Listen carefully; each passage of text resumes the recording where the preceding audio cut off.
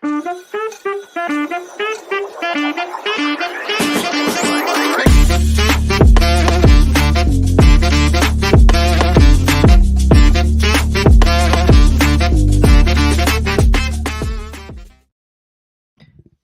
and welcome back to the finishing line. We're back. Just like that, we are back with a new improved studio for myself and Andrew. Sean has some new pictures. Self-praises, no praises, they say. From his trek down to Closhunton to see the Close, not clust. to see the superstars. Talk over me again, please. Who are we pointing at, Sean? Fassa Vega? Fassa Vega, statement. It's for me and El Fabiolo. And Tom, unfortunately, we have a voice note from Tom about his Pimlico horses. We'll get to that. But Tom has,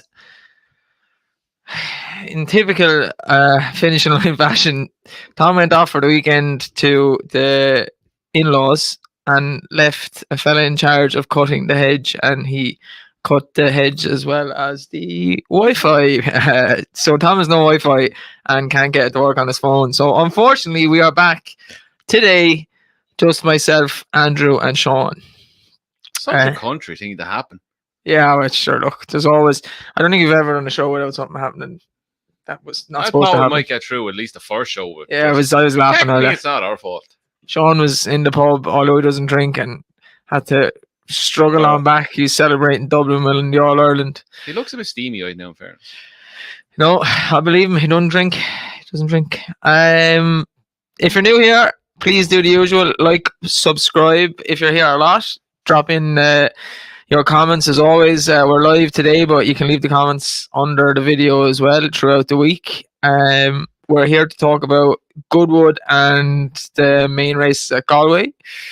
Andrew, how's it been? I enjoyed the break, I'll be honest. I haven't watched much of the flat now, but watched a lot of golf. But flat racing, I watched the big meetings. Right, I'll watch Goodwood next week, and fair. But besides that, it's been me. Yeah, if you're not into it, I just don't think you're ever going to get into it. It's not that type of. This just doesn't grip you like the jumps racing. Sean, how you been? Yeah, all good.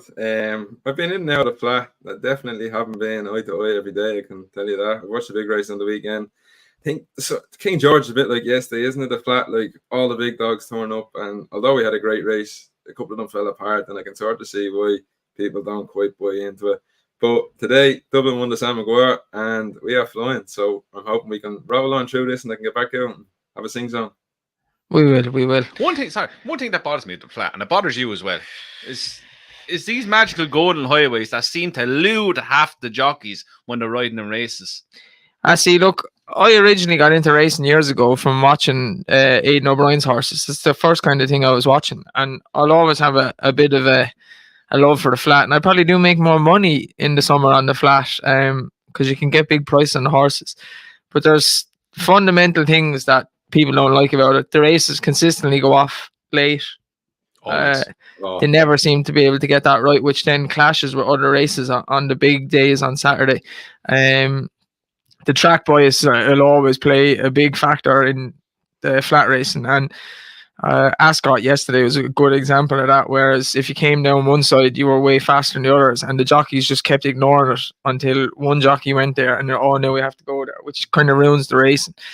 And then a lot of the jockeys are just poor, to be honest. Yeah, England, like you look at Ryan Moore is miles above anyone else, and so, well, himself and William Buick. The rest of them are a fair bit behind them. Yeah, and like we've touched on it a few times regards the fixturing and all that for all the racing, but I think especially on the flat there's far too many races.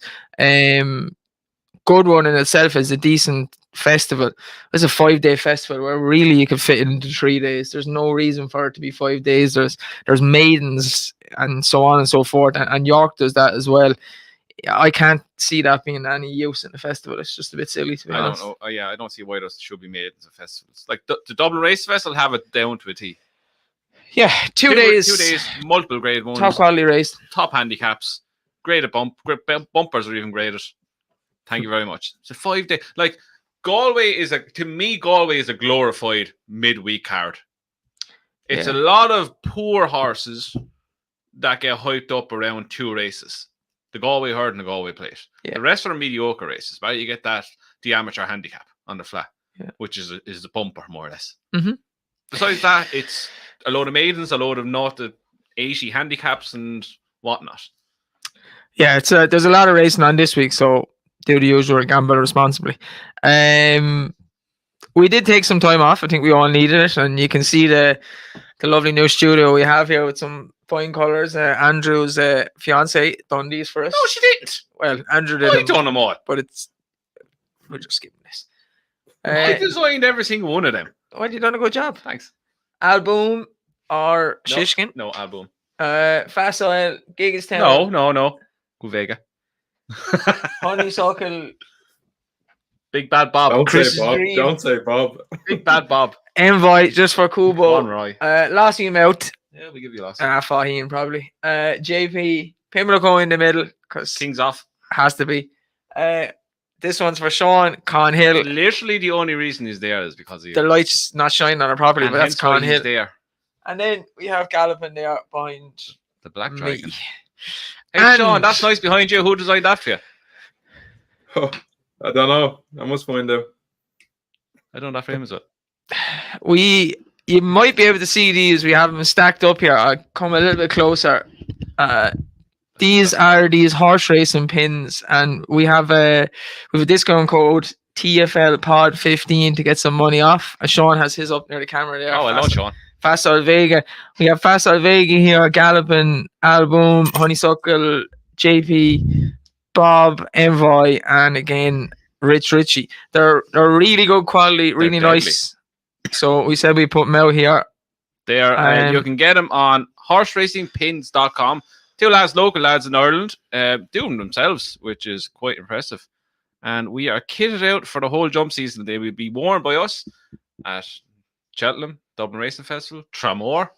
Yeah, everywhere. I'm a fan of the scarves, and I'm a fan of these. Some of the other stuff I wouldn't be into. See, I really like these. We like the scarf as well, but we really like these because we can actually wear them. Yeah, the scarves you can't really. If you go out and you have a few, you forget your scarf. These are going to be on your jacket all day. They're cool. Check them out. Horseracingpins.com. Code again is TFL Pod 15 for 15% off. And the Facile one showed up there again, Sean. Big shout out to Facile's owners and so on and so forth. They hooked us up with a couple of those. They sent them to me and Sean, so we got 2 each. Very nice of them to do that, and they're the ones that organised Sean's trip down to Willie's as well. So and I've been promised the Dublin Racing Festival. I will be in celebrating with them in the winners' enclosure. If you don't take us with us, I'll take it all with me, but I swear I'm going to give it socks now. Oh, and I told you, Dave. That's when he wins the 2.5 mile grade 1. Woo! I've had numerous. Dave, please wear the Lorena scarf. Kubo, I'll actually give that to you. I don't want it anymore. You can have my one as well. What was I going to say? Be ready for you for Cheltenham. Myself and Tom, although we've been away, there's been plenty of discussions of Cheltenham and so on and so forth. And before he's not here to defend himself, but I don't care. He's been slating Facile, and Sean can back me up. He's full sure that he's not as good as the other horses, and I just said you're not jumping on the bandwagon. So you may see at the Dublin Racing Festival 2024 all of us in the winners' enclosure and Tom outside because I'm not letting him in. Speaking of Tom, we're going to go to our new segment, Tom's Corner. See that? This is... Sorry, you go. Obviously, people that watch the podcast, or if you're new here, Tom and his friend Matt run the Pimlico Syndicate. I'm involved in one of the horses. We were involved in one of the horses before. And the horses kind of, with a lot of trainers now, it was just with Henry at the start, but a lot of trainers now, Willie, Peter Fahey, Henry, so on and so forth. And he has a couple of runners at Galway, and he left us a little voice note, so Andrew's going to play it here. can't join you tonight. A tractor drove through my Wi-Fi cable. If that's not the most Wexford rural island problem you've ever heard of, I don't know what is. But yeah, just an update on the horses. Really big week. Could have up to 3 runners. Cotty and Zoff will both run on Wednesday. Really looking forward to them. They both won last time out, so Galway super competitive, but you know they should both have each way chances in their races. Hopefully, really looking forward to it. Oh my God, if Zoff wins at Galway, yeah, you won't see me for a month. And then we could have 9th Titan on Saturday. He is our horse with Willie Mullins. He's rated 98 on the flat. He's about 78 on the flat. He's about 17-2. Apparently he's taken to her jumping really well at home, so we're really looking forward to him starting off. We won't know if he's running until Thursday. I'm sure there's going to be about 100 entries to the maiden hurdle at Galway on Saturday, so unfortunately we won't know until nearer the time if he's going to run or not, but yeah, really looking forward to getting him started. So best luck at Galway and Goodwood, and I hope you back lots of winners. Yeah, so stuff to look forward to. Zoffany Bay won at Tramore recently enough. We were all out there. It was a good old day. It got the monkey off the back of Tom winning at his local track. And I think the second and third have won from that race. So he'd have a chance. Cotty's race the last day when she was looking kind of a bit tripless, but she bolted up and the form was actually quite strong. A lot of fillies have come out and won as well. And then, as I said, 9th Titan. He's a lovely looking animal. Rated 98 in the flat. And yeah, if he takes the jump, it should be all right. It should be decent enough now. We'll be. Oh, that's it. We're going to show you what. We're going to show you what it meant. You might have seen this on Twitter. You might have seen it on Instagram, whatever. What it meant for Tom for Zoffany Bay to win the first run of the Tramore Derby. That's a song already, Tom. Yeah.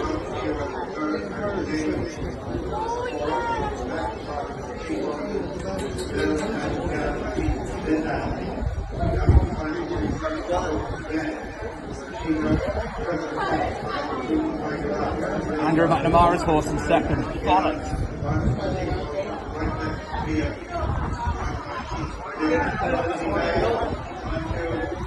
What's off? What's off? What's off? What's off? What's off? Come on, Tom! Come on, Tom! Come on, Tom! Come on, Tom! Yes! Yes! That was some buzz. That was a good buzz. That was a long time coming, and I have to say it was one of the best moments I had in a racecourse ever. It was unbelievable. I said in the post, I will find it very hard to replicate that feeling. Yeah, it was deadly. It was really good. You could feel the relief of getting the Pimlico winner out there and everything. But the lads had a good party afterwards. Me and Andrew were both working in the gym the next day, so we didn't get the party, but maybe at Tramore Festival we will. And it could have gone horribly wrong at the start. Yeah. Zoff broke the stalls, but he stayed in there. Being Zoff, he didn't budge. He just sat in there, and they managed to close the stalls, and he was allowed to run. So, but yeah, we're going to give Tom every week just a chance to talk about his Pimlico horse, because there is a lot of them at the moment, and the usual, if there's any kind of politic type stuff going on, Tom will take that as well, because he's better than us at that. We just say fuck off. In the next week or so, we will actually be doing a course walk of Tramore with Tom. He's going to take us through his feelings as Zoff ran through that. We're going to talk about some of the horses that ran there, that went on to win the Cheltenham and so on. So that'll be a little bit of extra content coming the next, I'd say, 2 weeks before the That's my idea. That's a good idea. Yeah, and we're going to do it before the Tramore Festival as well. And we might, a small possibility, the logistics and getting everything out there, we might do a live podcast from the parade ring for the Tramore Festival. But I just need to work out logistics and everything else. I was pleasantly surprised by the upgrades and everything out there when I was out there for Oh, Zoff. looks So class yeah, now. it looks very good at the moment. So not a bad day out. And then Tremor itself is good for a couple of points. So we'll enjoy that. Again, if you're new here or if you haven't seen the website, Andrew will give you the details. They are.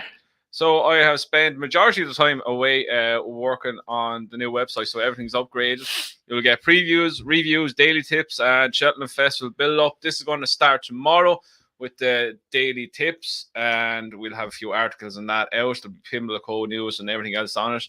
And we have betting partners for the jump season ahead. Novibet, 10bet, Unibet, William Hill, Hollywood Bets, good old Purple family. They will be all on the website. You have exclusive sign-up offers and so on from them. So check out finishlinepod.com. I have .com there, but anyway, we'll fix that. Yeah, for all that, it'll be starting tomorrow. The new article is ready to go, and it'll be up tomorrow morning about 8 o'clock-ish. Last bit of housekeeping then before we kick on. Like I said, we're talking about Galway and Goodwood, but if you've been here before, you know we've talked about Gavin. He watches the show. He was going through some cancer treatment and was really struggling for a while. I was talking to him last week. He was in remission the last time we were talking, but he had to go back and forth to do with stem cells. He's up in had an appointment up with the doctors, I think in Dublin recently, and the doctor said, hopefully I won't need to see you anymore. So Yes, Gavin. that's super stuff from Gavin, and he's excited to go to the races again and We need to get Gavin on the pod. meet us for a pint. Yeah, and you know what? We need to get Gavin on the pod. We might actually do that. I'll say to him, we'll drop in and let him speak for 5 minutes and give him his 5 minutes of fame. That's a nice story. It is. It's good. It's a good one. Well done, Gavin. Right. First race, the race of the week, and it's the Galway Plate. Big race of the week, I think. I know there's. Yeah. We're going to start with the race of the week, and yeah, there's some group ones on the flat and stuff, but majority of the fans here are here for the jumps racing. So the plate, the Galway Plate, Race of the which has been won by some good couples, David. good couples in the past. Hewick last year. Yourself and Sean going, fuck, got to flick through page to find this. And we have Kilcrut as favourite. It's on Wednesday at 27, 9-2. Final orders 8-1. Enniskerry, who was very impressive in a flat race, 8-1. Hewick is back in there, 10-1. Fury Road, 10-1. Ashtree Meadow Fort last year, 10-1. Easy Game, who mops up races in the summer, nice horse, 12-1. The Goffer, 12-1. Gabby's Cross, 12-1. Hollow Games, which Gordon is saying is his main one, 12-1, and then 14-1 bar. Sean, who are you taking in this, the Galway Plate? I think I'm gonna bounce back to last year's winner, and it's gonna be Hewick. He's a little bit overpriced. He's 11-1 in here, and I think he's only improved since winning this Galway Plate last year. He does have to carry its 5 more pounds. Since last year. And more importantly, he has to carry Brian Hughes around with him. Yeah, I wasn't too pleased to see that now, but Brian Hughes is jocked up, which is an interesting one. But I think he's only improved since last year. He's run the cracker in the Gold Cup until unfortunately he came down, but he did go back to Sandown and backed up in a Grade 2. As I said, I look at this race and it doesn't look. I definitely think he's going to go very close. You have Cookrutten here, who's hit or miss. He won at Punchestown, but I don't rate that form at all. At the ones at the top of the market, I'd be probably on the side of final orders running his race. I think he's probably nailed on to be there in the places. But I just think at 11-1, Hewick's being a little bit overlooked, and I wouldn't be surprised if he's clipped in the event between now and then. Andrew? Hewick, I can't like him with that fella on top of him. I don't rate him. I've said it for years. I don't rate him. I think he's just an overrated jockey. He just comes out. People think he's good because he's up in the north. Anytime he gets a chance in big races, he doesn't follow through with it. But away from Hewick, this kind of race is the race that I always kind of look at. Grade 1 kind of horses. Yes, Hewick is there. I would be very interested in Hewick, and the only reason I don't like him is because Brian Hughes is on him. That's the only reason, plain and simple. I don't like Brian Hughes riding the horse I want to back. So I went through it a few times. Final orders is the obvious one to start with. He's a big improver. He's won 5 on the bounce last season. He went from 120 to 150. Ran below par at Cheltenham, which was on his new mark at 150. That was behind Mascata. And then he fell in the top in an injury. came back, bolted up on the flat off rating of 59, which you would expect him to do. My problem is we haven't seen him. We've seen him run off the mark of 150 where he looked to be underperformed. Whether that was one race too many, because he did start around this time last year. I think I remember seeing him running a hurdle race. I gladly leave him go and win because I don't know if he's 150 horse. He could possibly be, but I'd leave him go. Kilcrush would be interesting, but I think he played his hand of Punchestown. He won by 700 million lengths. That was off 148. He's off up to 160 now. That would have to make him a proper grade 1 horse, and I don't think he's a proper grade 1 horse. I think if you put him in proper grade 1 horse, he's going to be battered out of sight. One who I like as well, you mentioned there, is Enniskerry. Bolted up on the flat last time. He's good chase form. I would be interested in him. It would all depend on what kind of price he is on the day. But one I really like, and this is going back to the grade 1 form, is Fury Road. His form last season in top grade 1 races is good. 6.5 lengths behind Conflated, 8.5 lengths behind Galpin. He was 9 3/4 lengths behind Envoy Allen in the Ryanair, where he didn't jump a twig, didn't travel at all that day. He was over the top Punchestown. He's just been dropped 4 pounds down to 155 from 159. To me, that brings him bang there. Noami's horses are running quite well so far this season. I think he's about price there, 14s. 10s now. He's not been back since last night. I would have him a massive chance. He's has the class. He'll have no problem with the field, and I think he'll run a massive race at 10 to 1. He'd be my main selection, Fury Road. Yeah, I like Hewick as well. I think he'll run his race, but I don't think he'll win. And since I wouldn't say I rated Brian Hughes, but like the winners he had, he's obviously getting a lot of winners and champion jockey. But since his ride at Aintree and at High Senior, when he went way too fast, I've been watching him over the summer, and on good horses, like he'll mop up those small races, but on good horses, he's actually not a top jockey. I don't think it might be. Do you know the way he's riding in these races, and they run at a pace? Yeah, it's different pace, and it's just a different pace altogether. Yeah. And you see the likes of Paul Townend, Harry Cobden, all them, they're riding in, week out, and it gets drilled into them straight away. He's thrown into the deep end. It's like throwing a League 2 player into a Premier League match, just like that. You're scoring goals left, right, and centre. You're thrown up against a different pace, better players. It's a different ball game. Yeah, I don't know anyway. Harry Cobden and Sean Bone to me in England are miles ahead of what Brian Hughes is. The main one for me is Final Orders. I'd forgive his run at Cheltenham. He ran so many times, and he started off in the summer because he likes yielding kind of good summer ground. And that day when he ran on the Wednesday at Cheltenham, the ground was horrible that day towards the end of the day. And he never liked it and still ran on to be 5th. Obviously, he fell then. But up until that very progressive, can't forget what he did at Dublin Racing Festival on that kind of good ground. Really bolted up in a handicap. So if the ground stayed as it is, yielding-ish, I'd be happy with him. I think he's a nice racing weight. And a horse that's been around years and won at these big festivals. A Wave of the Sea, he ran there in the Grimes Hurdle, came fourth, a little jog around to get him fit. He's in here off 10 stone too. I don't know how Joseph manages to keep getting this lad handicap down, because when he gets to a certain level, he always wins a race and then goes up, and then it takes him another year and then go again. I thought it was the race of Final Orders when the Dublin Racing Festival, but I think he'll run well. He's each way priced at least anyway. So, just to correct, I said he was trained by Noel Mead. He's trained by Gordon Elliott, Fury Road.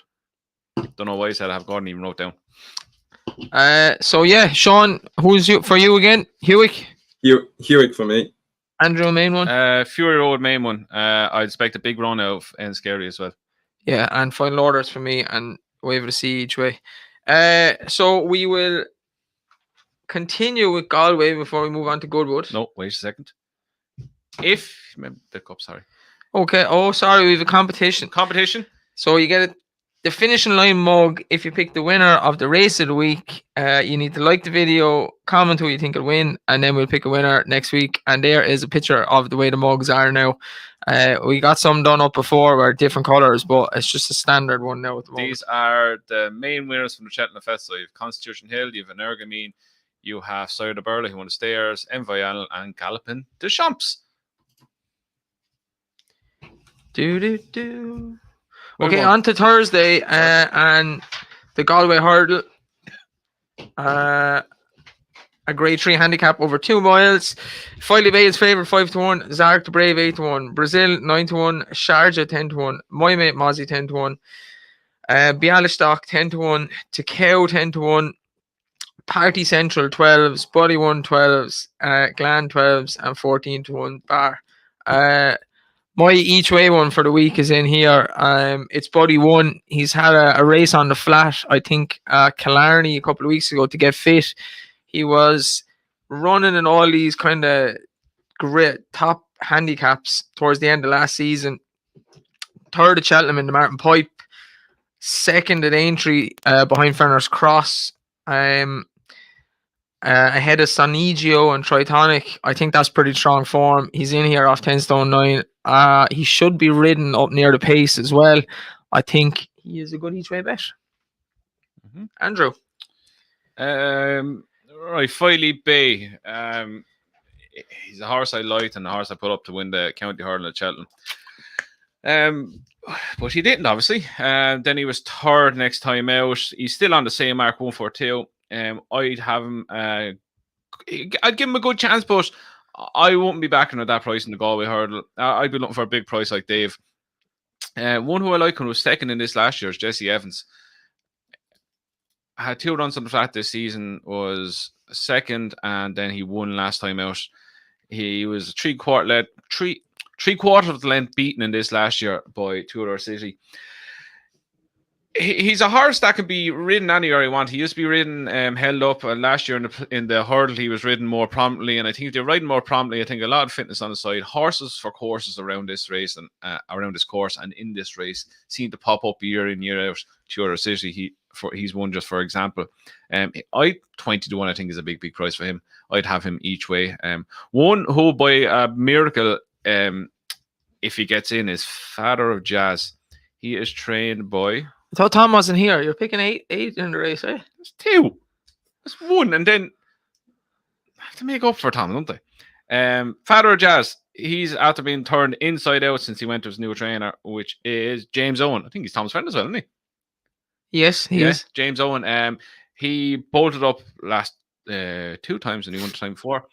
He is on a steep upward curve and he could be a horse playing a massive part like this. He's 31 in, but he leans a low to come out. But if he gets in, he'll be massively interesting. But Jesse Evans, 20-1, I think he's run a good race. Sean? Yeah, my each way one of the week is in here as well, Dave. And I think it's how you pronounce it, Bialystok of Willie Mullins. Bialystok. He's 20-1 of Willie Mullins. I think he's being overlooked. He's disappointing at the start. He's a work in progress. He disappointed at Punchestown and Thurles when he went off favourite. But he's only looked to get the hang of things. When he won the first day at Nice, he beat a horse who then went on to win his maiden hurdle and was second in a grade 2 at Fairley House, beaten by Nick Rocket. He then went to Punchestown for a handicap, and the big pointer was the hood. The hood went on first time. He settled really well. Danny gave him a cold ride out the back. But he's one of these horses. I think he's a really, really travelly type. He needs to have something to aim at. Danny came in off the bend and he looked really keen to keep him in between horses and not produce his challenge till late. I think a track like Galway, he'd be able to bury him in there. He'd be able to take as much cover as much as he wants down to the last, and I'm hoping he can produce him then. He went to the front at Punchestown. He did go by. He switched the tail and it didn't look like he wanted to do too much. But I think he's a work in progress if they got right now. The hood was key at Punchestown. That brought out bags of improvement. And I think he's been overlooked in here at 20-1. So Bialystok each way. Okay, so Bialystok for Sean, Jesse Evans, main one for Andrew, and Buddy 1 for me. So we're flying over to Goodwood. The main races at Goodwood, I picked them out. We didn't do any of the handicaps, just the kind of group races. As we said before at the start of the podcast, there's 1,000,001 race at Goodwood. So we'll try and find you a few winners anyway. And the first one is On Tuesday, 3:25, the Vintage Stakes Group 2 for the 2-year-olds, over 7 furlongs. Hatem 3-1 favourite, Iberian 10-3, Mountain Bear 6-1, Thunder Blue 6-1, Golden Mine 13-2, and 8-1 Bar. Sean found a decent enough horse earlier in the season. Snellen ended up winning the Chesham, which is a strong piece of form. Pearls and Rubies got beat the last day, but she probably should have won. The joint third has been third to City of Troy. Hot Fuss has won. Carolina Reaper has won, which is an exceptionally good named horse because her sire is too darn hot, and she's named after the hottest pepper in the world, which is sensational naming of a horse. But I've been waiting to back Golden Mind again. He's Perfect Power's brother. I see that Frankie is on him, and it really upset me. Really upset me. I don't know why Oisin or someone's not on it. I can't understand this jocking off the young lads that have won on the horse already. He's a bit tricky, this horse. He has the same burst of speed that his brother has, but he definitely wants 7 furlongs to a mile. I was happy to back him. I was probably going to have 20 on him. Probably only going to have 10 now because it's Frankie, because the type of horse he is, he'll take a bit of cajoling, and Frankie might give up too early. So I would pick him, but not as strong as if a different jockey was on him. Golden Mind. Yeah, I'm the same. Totally the same. I backed him. We were in the up in the back Arsenal in Wexford watching this fella. Kind of a good run, just petered out in the end. Brother to Perfect Power. Brother Perfect Power. Yeah, I like that horse. He dropped back to 5th that day and was running on. He would another half furlong he would have won. Yeah, I like Perfect Power. Yeah, I had him down 14-1 last night. I don't know what he's now. He's 7-1. 7-1, yeah. But yeah, on the same basis as you, very good run. The form is working out quite well. I think he's even at 7-1. I still think he's overpriced. I think he'll run a massive race. Sean. Yeah, I agree. I think he's overpriced. The market has flip-flop, but they had Iberian in as favourite, and I was very keen to take him on. I think he has bags to show, but he switched around. Had them was 9-2. I think he deserved to be favourite, and probably by a bit as well. I think he's been unlucky not to get a graded race into him this season. He won his maiden and then he went to Epsom, but he stood in the stalls at Epsom and gave away probably 10 lengths. I think he ran a cracker that day to even get up for third. He then went to Ascot and he ran behind another horse of Aidan O'Brien's called River Tiber. I think he was only 2 3/4 lengths behind them in the Coventry that day. That's a good run. He then comes out again, runs in Newmarket, and who does he bump into? City of Troy. He's bumped into 2 good horses there now. I think the form is strong. It ties into the Gold Mine form that you said, the horse that was in third that day, Ocean Odyssey, I think it's called. He had him 3 1/4 lengths in behind and third. He beat him well. So the form ties in there with the Chesham with Golden Mine. And I don't see a River Tiber or a City of Troy in here. And I think Hatem could take the beating. Very good. Just on a touch, Marco was asking why we don't touch on the handicaps. Obviously, it's Sunday. We don't have all the handicaps for the week and the fields, and there's so many races. It's too hard to try and juggle what handicaps and where the horses are going to go. So, how about this? You give me your handicap picks the night before. I'll put them up on Twitter and Instagram, and you can all see what Dave's putting up in the handicaps. If you follow me on Instagram, yeah, we can do that. But if you follow me on Instagram or Twitter, I'll put up a selection for all the races that I'm following and handicaps. The morning of or the night before when I have the full fields and I can kind of see the draw and stuff as well. Because Goodwood's very draw dominant and stuff as well. So that's one of the reasons. So every flat race then. Goodwood especially, you get caught in on the rail and you can't be drawn too far wide coming around the round course. It's a difficult enough track. 4 o'clock at Goodwood, the Lennox Stakes, a 7 furlong Group 2 for older horses. Kinross 13-day favourite, Isaac Shelby 5-1, Al Suhail 13-2, and Audience 8-1, Good Old Pogo 9-1, and 11-1 Bar. Andrew. Kinross plain and simple, is third behind Shaquila's by far the best form in the race. We won't mind what the ground do, but the softer the better for him. He won a Group 1 in Longchamp last year on very soft ground, which did have it in France. This isn't anywhere near as competitive as the July Cup. I think I will be very, very shocked if he gets beaten this. Sean? Yeah, he's one of my stronger bets of the week now, Kinross. This is exactly his specialty. 7 furlongs. He doesn't.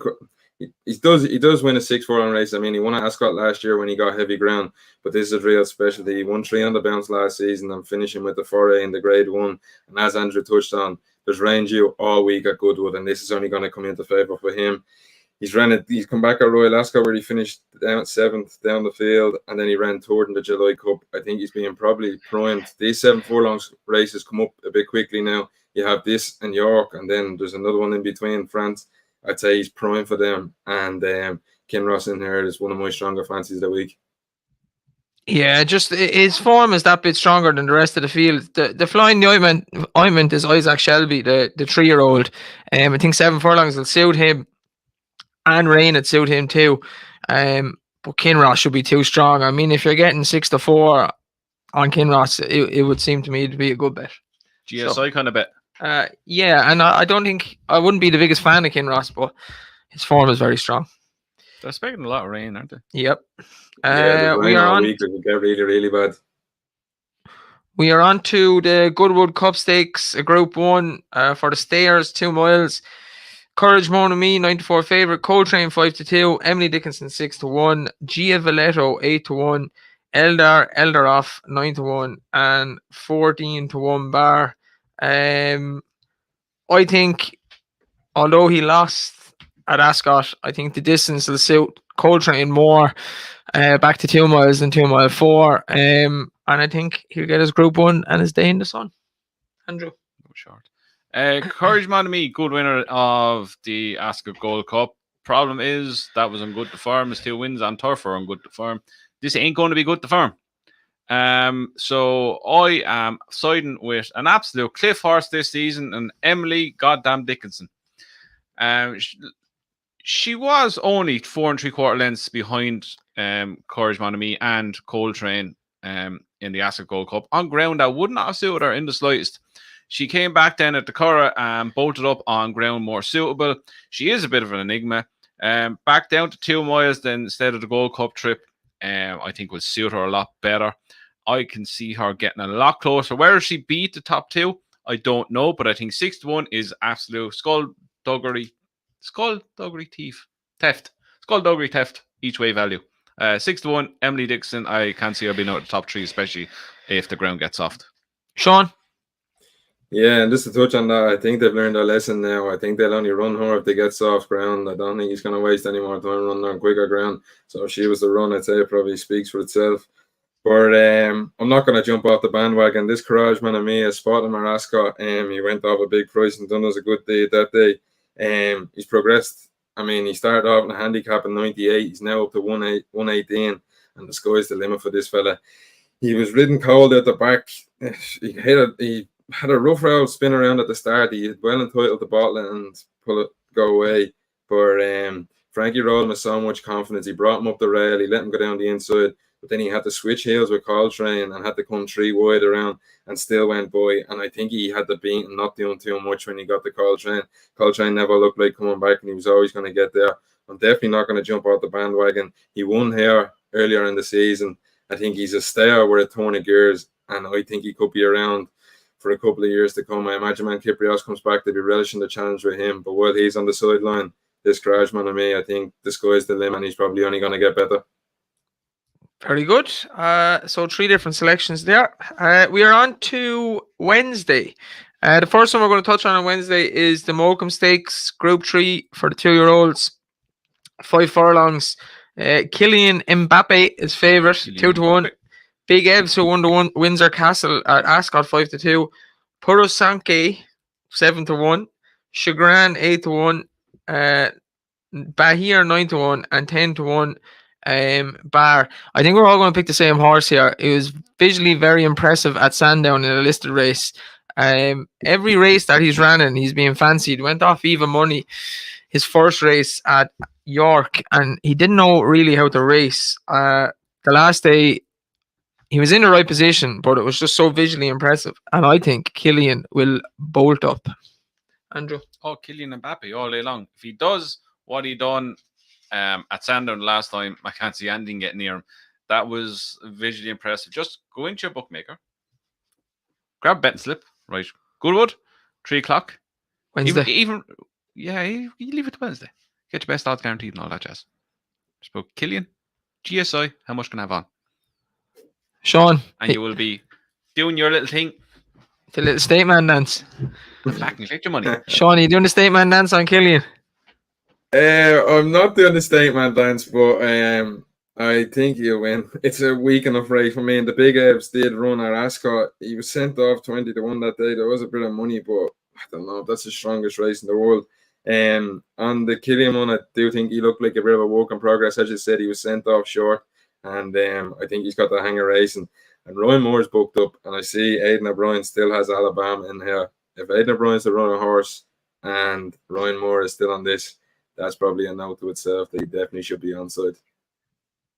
Yeah, he looked like Killian the last day looked like to me a 2-year-old that possibly would keep on progressing and maybe end up in that Group 1, the Abbey, towards the end of the year. You know the way some of the 2-year-olds get all the weight allowance when they No, go because I don't care about flat. He's definitely one that could go there.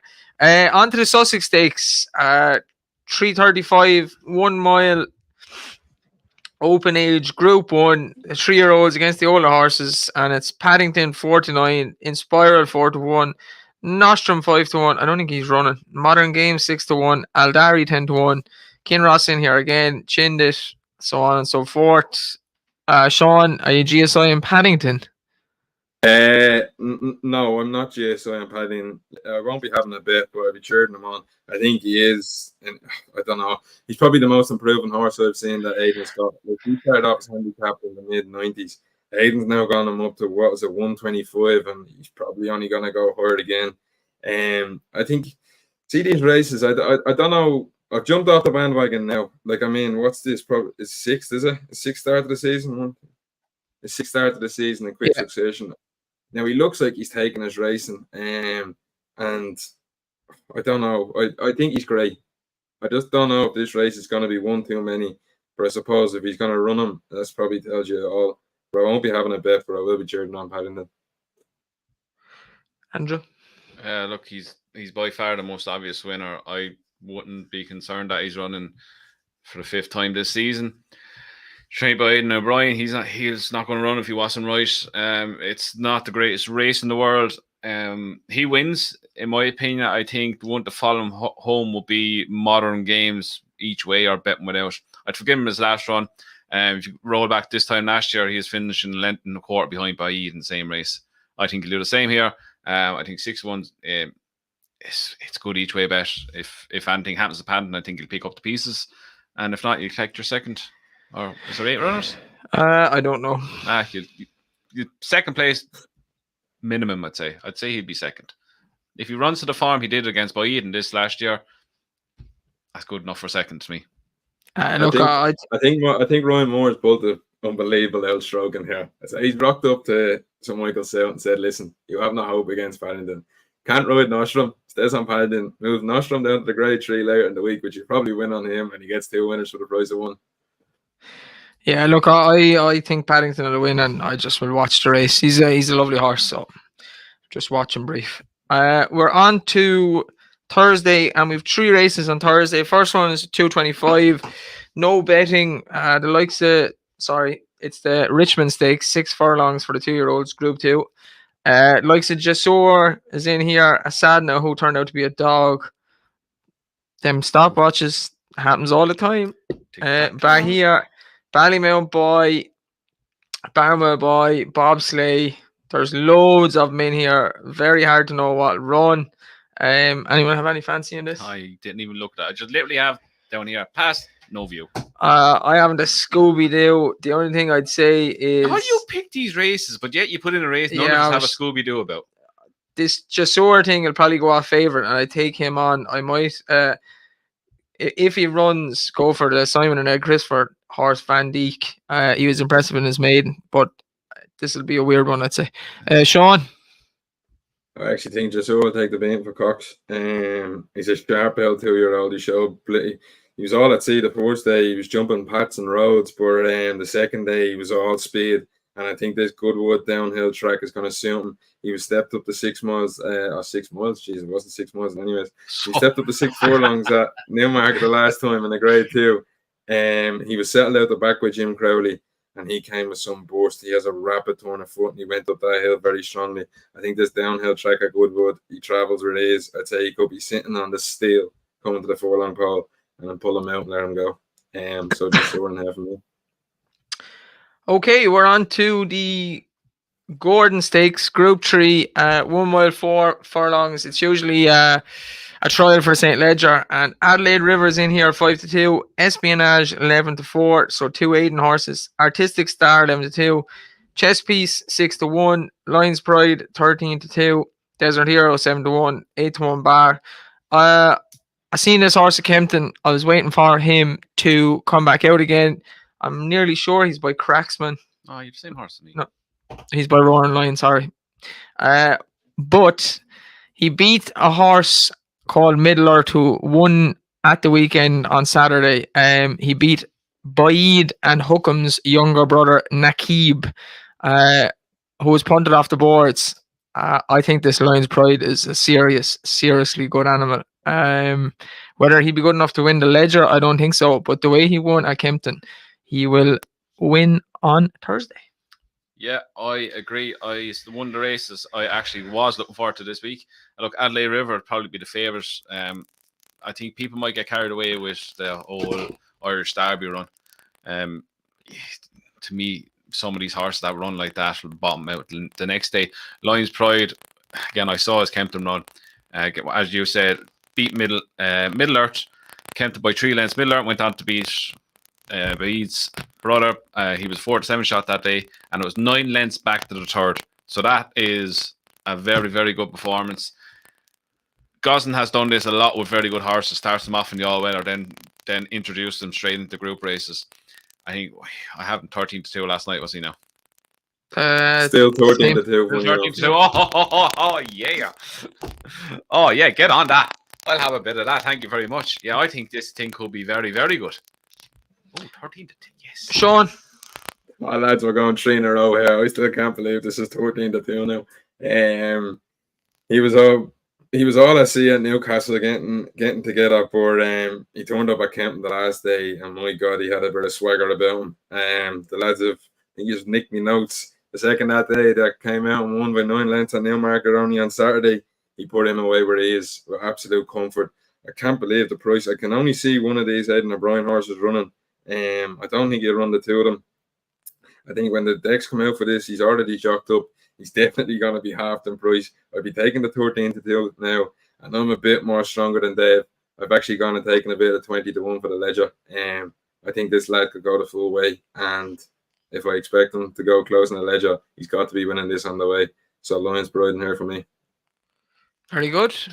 Clean sweep. On to the last one on Thursday, the Nassau Stakes, Group 1, 1 mile, 2 furlongs for the fillies, 3-year-olds and older horses. Blue Rose Cen, Christopher Head's filly, 11-10 favourite. Nashwa 2-1. Al Hussein 7-1. Running Lion 10-1. Warm Heart 10-1. 11-1 Bar. My favourite filly all season. That's literally all I've been hearing for. Love her so much. She's so. Blue Rose Cen. Hey, countdown. Blue Rose Cen. She's so visually impressive every single race. There's no pace. She just go out and make it for herself. Kicks away, wins by 2 lengths, 3 lengths, 4 lengths. I think that Nashua form from Newmarket is absolute wank. Yeah. Remarque was over in France today in the pre-Rothschild. She was bet out the gate. She was bet by about 10 lengths. And she was second to Nashua. I don't rate that Via Sistina either, so I think throw out that race. I think Blue Rose Cen will absolutely destroy Nashua. Nashua has to give her £8 though. Sean. Yeah, listen, she's done some deed for us this year, and I'm not jumping off the bandwagon. You've touched on her all. I'm just praying we get to see her over here in Leopardstown September time. I'm hoping they take in the matron, but she's got some real swagger about her. I can see her Goodwood suiting her down to the ground off the front here now, kicking on down the hill. And I think she'll take the beating, getting the allowances from the older mares. Andrew? Yeah. Blue Rose Cen wins the Nassau. We're off to the Arc. Let's get fucking stuck in. GFSI. Friday, we've won from Friday. The mad dash that is the King George Stakes, Group 2, 5 furlongs. This is a mad fast race every year. I do enjoy this one. But Tash used to always win it, just like a lunatic. Ah, yeah. Breaks track records. record every year. Equality of no prices here. Equality, Equilateral, Pontus, Rassal, Silky Wilkie. Really good name as well. Dramatized, Get Ahead, Highfield Princess, Kurdos, Ladies Church, Makarova, Nymphadora, good name, White Lavender, and Queen Me. Sean, who are you going for? This is probably the best shorty of the week for me in here now. Highfield Princess is 11 to 8. This is a drop in class compared to what she's been taking on. You've touched on this Goodwood track. I think she's just going to kick off the front there. She's going to sit on that pace. She's going to go. I don't know if any of these are going to be able to sit with her. I think she'll rock down that rail, and I think she'll take a hell of a lot of beating.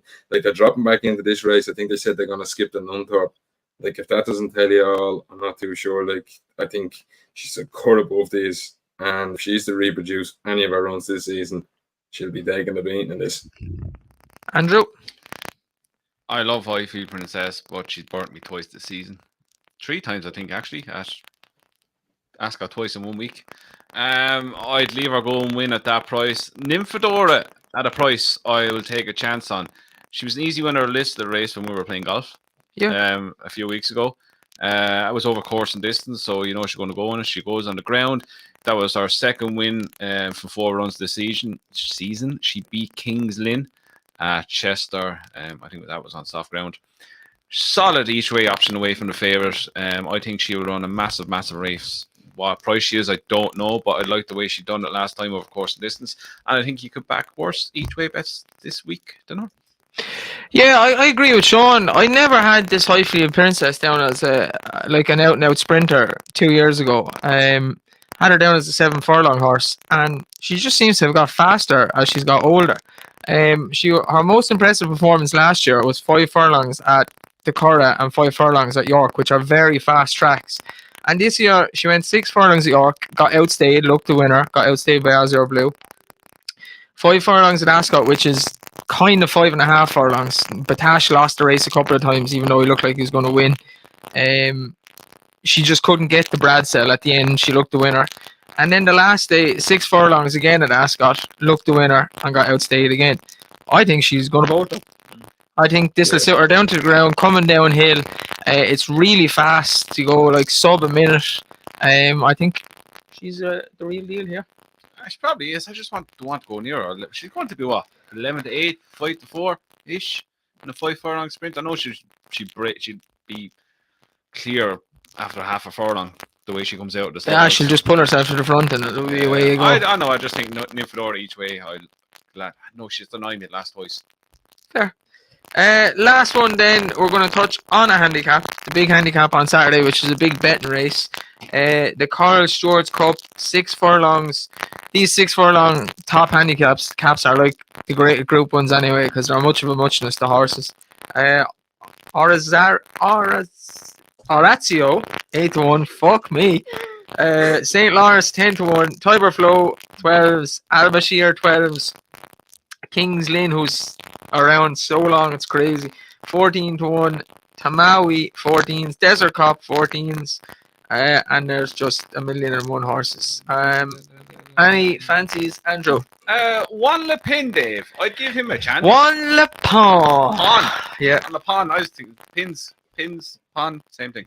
1.5 lengths third and walking him at Royal Ascot. I think one time before. I backed him in one of his wins. Comes with a rattle. Didn't get the best runs at Ascot. I give him a big chance. 16-1. I'll have a bit of each way. Value money on him, David. Sean. And if Sommering Gand goes, I have to back him. He looked like he was coming back last day. We'll follow him off a cliff, Dave.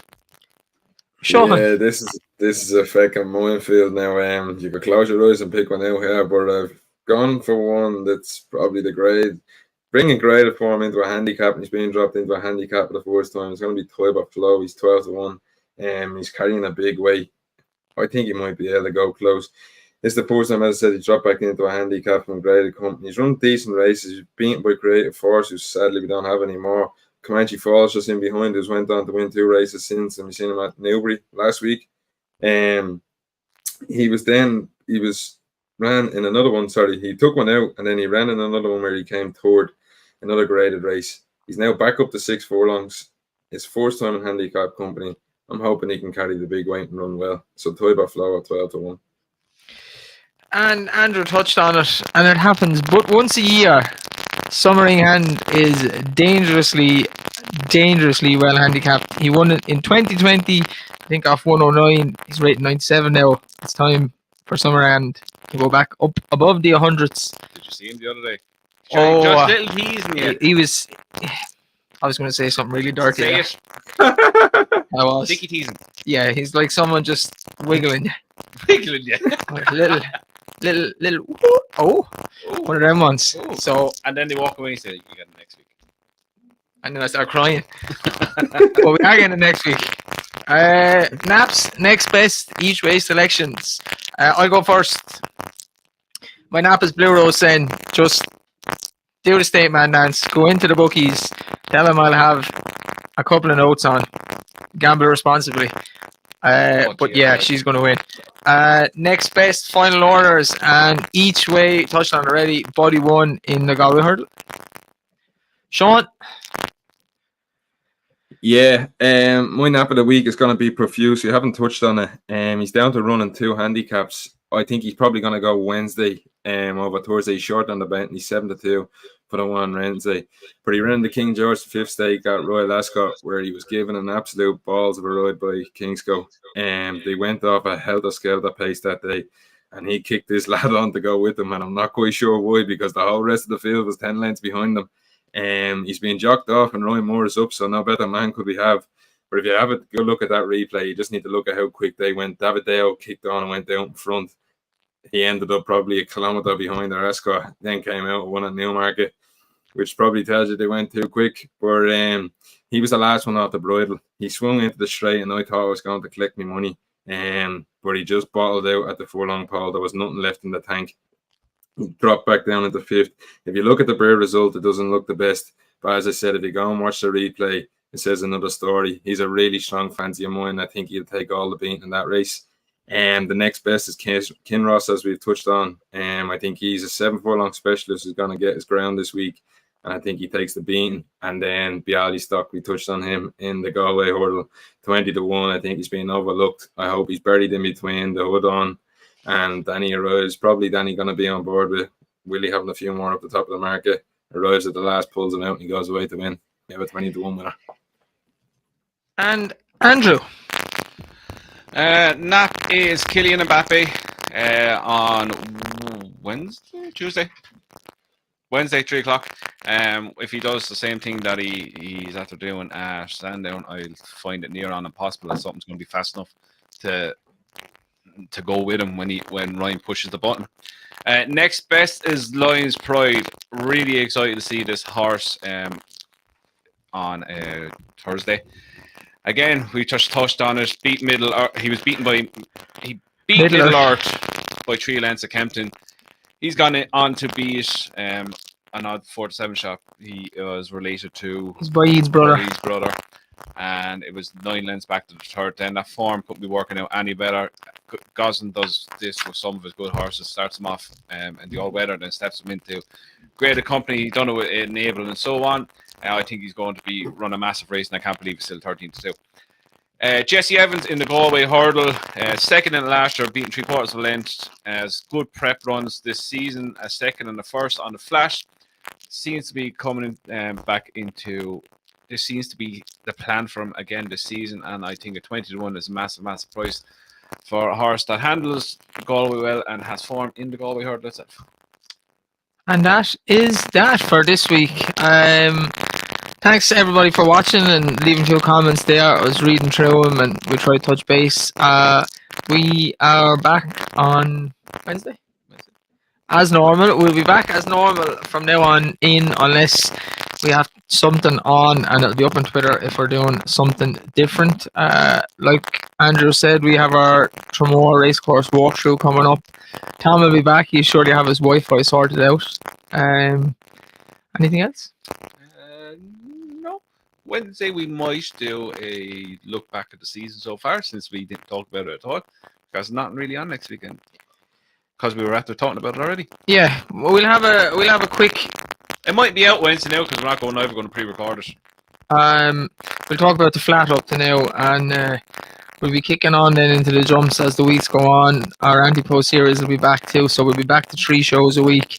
We'll have a horses to follow video for the season, which didn't work out too bad last season. Yes, our usual jumps, horses to follow, and we go from there. Just a horse as well for people if they are betting on the flat. Hewick Dream, you know that horse, no meat horse. Yes. He ran and blue. He ran at Gorn the other day. He had his proper condition, soft ground, but then interviewed Noel Mead before the race, and he said that horse is not going to win. He missed a piece of work. I'd like him to win, but he's not going to win. He'll win the next day. Put that into your tracker. Thanks for watching, and best of luck at Galway and Goodwood. Gamble responsibly. Leave some comments. Don't forget about winning the TFL mug. And best of luck.